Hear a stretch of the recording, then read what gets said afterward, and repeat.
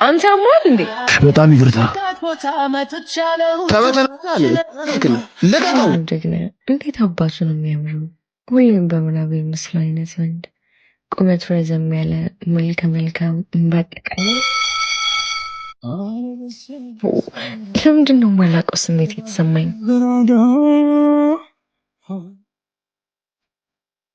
እሱን ካየው ቅጽበት ጀምሮ ሙሉ ሀሳቤ እሱ ሆነ። ያን ቀን ልቤ እንደወሰደው እስካሁን አልመለሰልኝም። ቀናቶች በዚህ መልኩ ሩጫቸውን ቀጠሉ።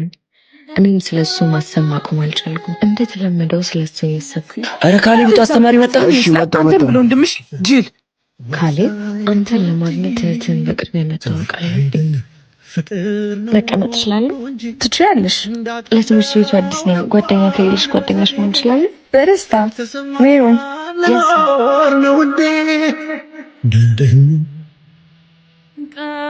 ካሌብዬ ባስኬትቦል መጫወት እንደምወድ ከሚል ሰምቻለሁ።